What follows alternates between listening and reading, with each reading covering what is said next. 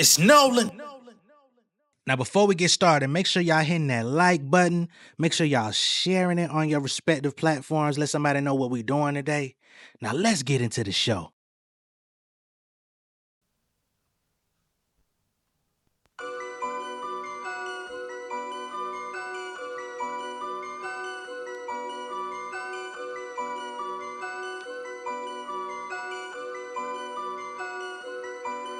Ooh, yeah. When I done came up out the bottom. Ooh, yeah. Got fresh like I just hit the lotto.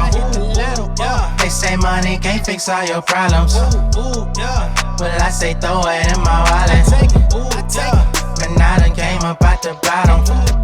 Yeah. Got fresh like I just hit the lotto. Yeah. They say money can't fix all your problems. Ooh, yeah. Well, I say throw it in my wallet. Yeah, life is a youngin', boy, I was constantly bumming, couldn't have nothing, never sold drugs. I was on corners with tapes on my bag, just me and my cousin, my homies was frontin'. Blessing for ladies, my story is crazy, these rappers can't fade me, I got it. Focus my energy, now we get plenty G's, and it's direct to deposit. Measuring the streets, remember the days I was fasting the feast, checking my bank and I tally the least. Now I get paid for my talent at least. All of that struggle just made me a beast. I don't know why they wanna play with the kid. I done build everything straight from the mud. Still I ain't never been down with the pig. I'ma do numbers when I drive, nothing when I cop. I'ma blow a bag, spinning on the block. Throw it on my girl, let her drop the top. Plus I'm independent, never sign to die. I can never stop, thumbing through the guap. Save a couple racks, put it in the stock. Ice water dripping, splashing on my watch. Flooding out the burgers, I don't see the dog. Ooh, that's my demeanor. Never been nice, but I feel like I'm meaner. Catching that money like I'm a receiver. Give me an inch, I'ma make it a meter. Shawty so high, she done gave me a fever. Dripping so hard, I done messed up my sneakers. Straight out the dirty, I came from the cleaners. I run through the green like a golden retriever. Ooh, yeah. What's going on, beautiful people? It's the kid J Nolan here. Welcome back to another episode of Inside the Industry, and I'm one source for music, entertainment, commentary, and breakdowns. Hope everybody's doing well this Saturday afternoon. Of course, y'all know when we play that Lotto, that song that just played in the intro, it's always for a good reason. Hitting new milestones. We've officially crossed 24,000 subscribers on the channel. You know what I'm saying? Big shout out to everybody over here that's been supporting. Let me go ahead and play a round of applause for all the insiders over here supporting, man. God dang. Y'all been holding your boy down. You know what I'm saying? Some people don't like us, but you're gonna learn to love us. You feel me? Okay? I greatly appreciate y'all. It's crazy how all this lined up and into my birthday week. It's been an amazing month thus far. We still got about another 9 days or so. And I'm riding high. I appreciate y'all so much, man. Y'all have no idea. Now, as we get into this particular show, we're going to be talking about Kendrick Lamar, but in the context of MixedByAli, who has been TDE's engineer, or at least one of their primary engineers, for the better part of, damn near 20 years at this point. He recently went on Curtis King's channel and had an interview, and they talked about Kendrick, TDE, you know, the technical aspects of music, engineering, sound, all that good stuff. But today, I want to center in on the portion where they talk about Kendrick Lamar's work ethic, right? We don't get this level of what we're seeing from him today without an intense work ethic, without being dedicated to the craft, without making sure. I mean, the man wrote a song about his fucking pen. Okay? It's not too many artists today. Most artists today don't even own fucking pens. You know what I'm saying? So for him to still be dedicated to the craft and penmanship, which is what hip hop originated on as far as the MC is concerned, our main job is to have elite pen and be able to get on the stage and spit what you wrote down and entertain the crowd and have something to say. I mean, he's been a clear example of that. So I'm gonna go ahead and pull up this interview, or the portion of the interview where they get into, you know, the intense work ethic that Kendrick has had over the years, the sleepless nights, the dedication in the studio, crafting ideas, throwing ideas away, finding what works, finding what doesn't, you know, which walks him into the level of supremacy that he's reached. It's crazy how somebody can be reaching new heights after what, 12, 13 years in the game and you're still reaching new milestones as an artist, hitting and superseding your former peaks. That shit is crazy to me. Thing that I never forget. I don't even know if you remember this, but speaking specifically to Kendrick, man, you used to tell me, you looked at me right in the eye, Ali. You said, "This nigga don't stop working, bro." And you were like, "Yo, he records nonstop." Can you talk a little bit about how deep that vault really was from that era? Are you kidding me? I think I came in. The first project was Training Day, K-Dot Training Day. If anybody wants to go up and search that up on YouTube. But again, just when I came into TDE, right, and I've always just wanted to learn. Just that's always just my mantra is just understanding things that I don't understand, and having artists like Absol, J Rock, Schoolboy, K-Dot, Kendrick, and they're constantly recording. Those are the times that I was able to really sharpen up my sword, right? Who else has the luxury of having four, competitive, artists, lyricists that, all they want to do themselves is record, right?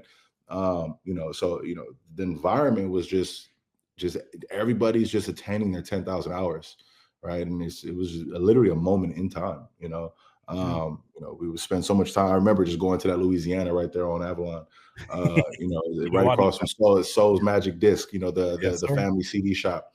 Man, we would just, again, put $5 together to get some chicken, right? Just so we could eat for the day and just get back to the session. And, those are those defining moments, that made all of us great, Man, I remember specifically coming in some of those studio sessions and seeing a pan of fries. And I'm like, oh, they in here working. There's no reason to not be in here working. At what point did it hit you that TDE wasn't just a West Coast movement or a local movement anymore, but something way bigger?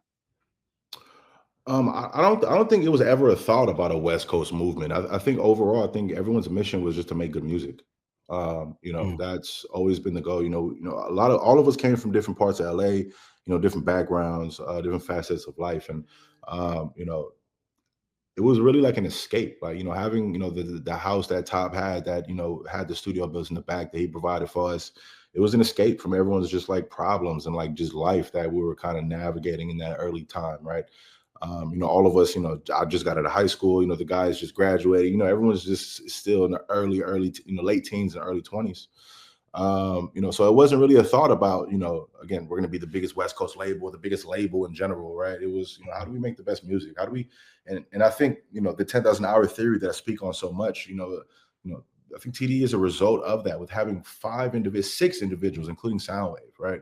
Who all, played their roles, right? Played their roles, and they had a group of individuals that kept them competitive, right? Imagine being an artist, right? And you're going against early Q, early Soundwave, early Absol, early J Rock, early K-Dot. Like, it was a constantly just a rap battle at all times of who's the best, who's better. And it was friendly family competitiveness, right? But imagine what that does to somebody's skill level.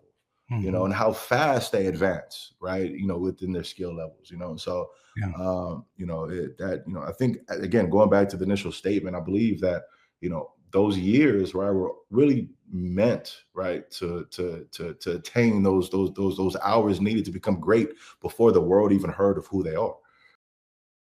I'm gonna pause it right there because that's actually a very key element what Ali is touching on, right? The industry has changed so much since the time period where TDE and Black Hippie and all of these guys came together and were in the studio working on music, trying to find their identity, trying out different styles, imitating other rappers, just being fluid in the studio and trying shit, right? Back then, it was all about the developmental phase and like putting in the work behind the scenes and doing this stuff somewhat in private. You're still releasing music. You're putting your mixtapes out. You're doing your local shows. You're doing all of the things that build your character as an artist. But today in 2025, artists are literally trying shit, throwing shit at a wall in front of our faces, right? and we're getting to judge them based on watching them try to figure out their identity, try to figure out their sound, which increases the level of scrutiny that we're putting on these artists. And there's no protection there. So I do have a level of empathy to the artist because of the level of scrutiny that they're under. But at the very same time, it also goes to show how inexperienced a lot of these artists are that are in front of us these days. They're coming out too soon. They're being introduced to the world way before they're actually ready. And just because they found a catchy song or a catchy 30 to 45 seconds of a wave on a song doesn't mean that you're actually an astute artist that's ready for the world. You know what I'm saying? Everybody can catch a wave or a good segment on a song and be like, oh shit, that goes. You know what I'm saying? But that doesn't mean that you can repeat those results. It doesn't mean that you're going to go in the studio and actually create a good album or a good project or something that people want to listen to for, you know, anywhere between 30 minutes to an hour and walk away from it with something. You know what I'm saying? So the benefit that they had was that, again, they were insulated at an early time to work on their shit, get acclimated to going out on the streets, passing out these mixtapes, being hand in hand with people, learning how to be personable, even if you were, shy or introverted. You know what I'm saying? Things that I also had to learn as well, trying to become an artist, is getting out there, getting hand to hand. Like I talk about it all the time. You try to pass a motherfucker a mixtape and they look at you like you trying to pass some goddamn, you know what I mean, a disease. They're like, ooh, what is that? You know what I'm saying? But then the next motherfucker might take it. Next motherfucker might take a picture with your ass. Like, shit, let me just get ahead of the curve. Let me get a picture with you, man. Go ahead and spit me some shit right here and I'll take it. And then you having to be put on the spot. Right? I think there's some elements from those older practices that need to be implemented into current day artistry, current day artist development. So that artists can have some skin in the game by the time we get to them. Because think of how we looked at Ice Spice over the last few years. You know what I'm saying? I was definitely critical of her, but it was because she was clearly not ready. You know what I'm saying? She was going on stage not knowing how to perform. She was going in clubs not knowing how to perform. She had only made a couple of songs in her entire life and was thrust in front of the world. And although it worked out for her in terms of like becoming an artist that we know, a name that we know, unfortunately, her name has become synonymous with garbage, right? So much so now that people talk about her for everything else except the music. It's like her weight journey is more important than her actual music at this point. It's like, oh, she done lost all this weight. Oh, she's gaining weight back. Okay, Ice Spice back here. But but nobody gives two fucks about what she actually creating in the studio. You know what I'm saying? Had she had more time, and it's crazy because I think her dad used to be a rapper. I don't know why he didn't help her out. But anyway, it just goes to show you how the dynamics are different, right? And that's why each of these artists from the Black hippie movement are still career artists to this day. No, all of them did not ascend to the same level as Kendrick Lamar, but they all ascended to a level of having at the bare minimum a core cult fan base. They can tour for the rest of their lives. They can continue to put music out for the rest of their lives, feed their families. And that's ultimately what you want as an artist.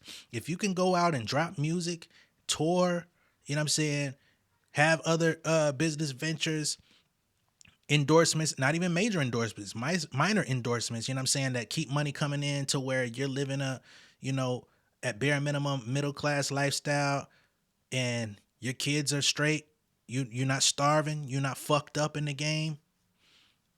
Everything else is icing on the cake, right? But all of them, we haven't seen anyone from that original TDE crew just like not living, you know what I'm saying? Just in a really bad space. So I'm gonna let Ali get back to it. Right. And we're seeing the outcome of all that now, right? With where all the artists are, so I tell you from my vantage point, I never had a doubt. I said the way that the work is being done here, and it wasn't like it was a cubicle and it was formal. It was exactly as Kendrick described in Hard Part 6. When I heard that song, the feeling of nostalgia, me just being, I'm just wide eyed looking around like, man, I just know one day the rest of the world gonna know what I'm hearing in here. And it was infectious. Even like, my guy Javante, I remember working with him and then seeing him in an environment, and I saw his work ethic change as Yeah. well. I mean, just to go on. And real quick, I want to say big shout out to Javante. A lot of people don't remember him, but if you go back to like old Kendrick Lamar songs, She Needs Me and all these different songs, like I don't know what the story is as to why he didn't like go further. I don't know if he was ever officially signed to TDE or if he was just like a hook guy on those early projects, but he was actually talented. He was actually dope. Um, Wish he would have had, more of a career. I think he went on to become like a background singer for other artists and stuff like that and do like touring and whatnot as a background vocalist. But shout out to him, those untold stories.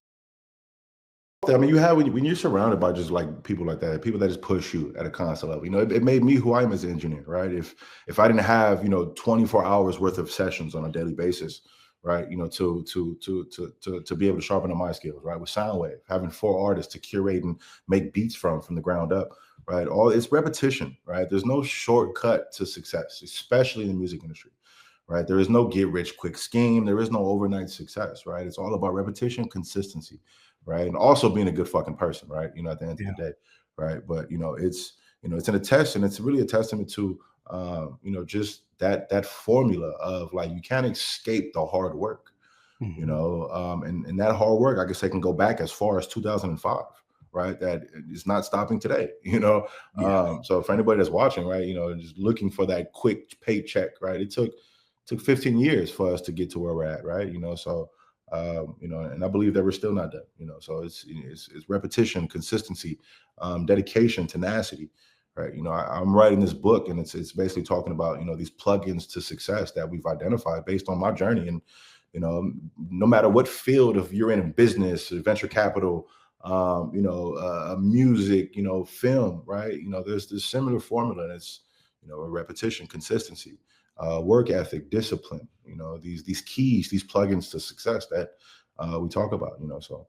You also are one of the first people that made me look at mixing engineering as an art form. And I'll tell you very specifically, I don't remember the song, but you did a technique in which it was on a Kendrick song where he was coming from his regular voice and then it was cross-fading into a pitch.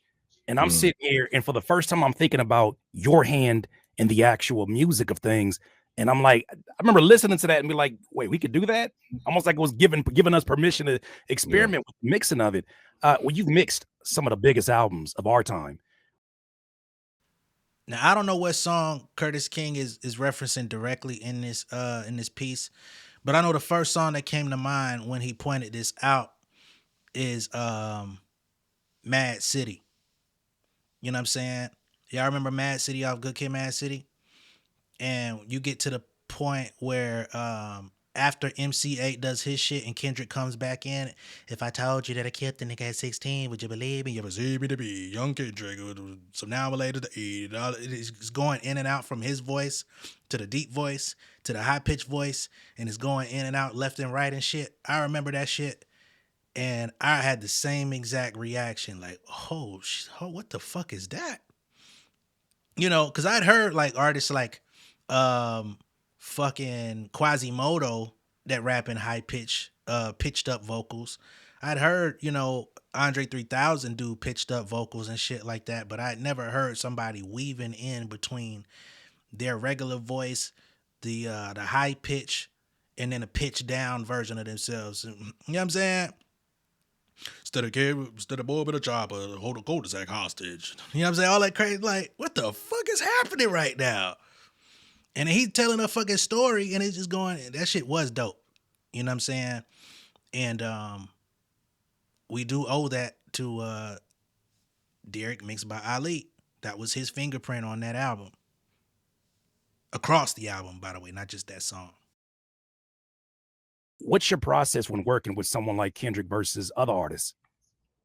I'm going to that first statement, about, that's what, again, sonically made me who I am, because I didn't come from the backgrounds of the music schools and didn't learn the traditional processes of making sure your snare and vocal dB ratio is this, that, and like, nah, if it felt good to me, I'm gonna run with it. Right. And, I think that song you're talking about is on Good Kid, Mad City. It was on Mad City, on the MC8 version. Right. Yes. And at the end of the song, Kendrick's voice, goes from a high pitch and it blends up with a lower pitch, and it constantly just, you experience the mix rather than listening to it. And, when I learned early on, right, to manipulate things to do that, right. And I'm like, oh, damn, that's how, I can, not be somebody behind the scenes and just be a mix. Like, people are going to be like, who the fuck did that? What was, like, I'm go back and listen to Cartoons and Cereal, right? With featuring Gunplay, right? And, yeah. the sonic landscape and the way that, it's, you put headphones on and you can almost, just disappear in where everything outside of the lyrics are taking you, right? That's a product of an artist trusting their engineer, right? If it wasn't for Kendrick being like, yo, just try something crazy, just do something different, right? I'm going to leave for a few hours, just have fun, right? Cartoons and fucking Cereal, another classic non-album record. And you think about, like, that's like Gunplay's most notable appearance. A nigga from MMG, Rick Ross label, his most notable appearance is on a non-album feature with Kendrick Lamar, and he bodied that motherfucker and never caught another wave like that again outside of Bible on the Dash. Wow. Me and my ADD would sit there and do 10 different versions of something to try to find something that stood out. Right. And that's what made me who I am, right? Going into then, My Crazy Life with YG, and then bringing that same mindset of allowing fans experiencing the song with that artist. Yeah. And then, the product of that is My Crazy Life, and then Schoolboy Q's album. And then, the list goes on, right? And it's a product just going above and beyond. A lot of people just believe just submitting a up and down clean mix, everything is legible, everything sounds great, cool, it's done. But anybody could do that, right? What are you going to bring to the table? How are you going to stand out amongst now the thousands and millions of other creatives around this world, right? And it's basic shit, man. Whatever you put into anything is what you're going to get out of it. If you're going to just give a basic mix just to pass QC and just to get done, right, you're going to get a basic ass fucking career. If you're going to go above and beyond and do things you're not even getting paid for, right, that's longevity, that's legacy. And this is hip hop too. And one thing I appreciate about especially your mixes on the Ab Soul records I produce is that you let my drums breathe. And I feel like a lot of engineers, depending on what genre they come from, sometimes they mix hip hop drums like the rock drums. And it takes all the life, the dirty, you do the same thing with you've done the same thing with Tay Beast, in that you allow the grit to be the grit, the character to be the character. All right. So that's MixedByAli, Curtis King, talking about the journey, working with Kendrick, the work ethic, creating the sound, the endless hours, the process of creating greatness and bringing it to the table. And, thinking back, 2005, as me, as a nigga in Atlanta that wasn't in the West Coast, actually on the ground meeting these people, I didn't know who Kendrick or TDE was until 2009, 10. You know what I'm saying? And then for him to pop off the way he did in 2012. Yeah. You know what I'm saying? So that's like 7-8 years of development before you really get that mainstream in front of everybody look. And he was ready. He was prepared for it because he had already been through the process. He had already been training. He had already put hella hours in. He had already studied so many different styles, and that's what he brought to the game. So I know some people ain't gonna like all of the things I have to say about Kendrick and his art, but whatever, man. There's millions of videos on YouTube. Go enjoy another one, all right? Let me know what y'all think of all this down below in the comments. Be sure to like and share this video. If this is your first time seeing me on YouTube, go ahead and subscribe to the channel, become an insider. Big shout out to Curtis King. Big shout out to Derek, MixedByAli. Shout out to Ali, man, because as you can see, he's talking about mixing on Kendrick, YG, My Crazy Life, which is another West Coast classic, Schoolboy Q shit, Ab Soul shit. Like, a lot of projects have his fingerprint across it.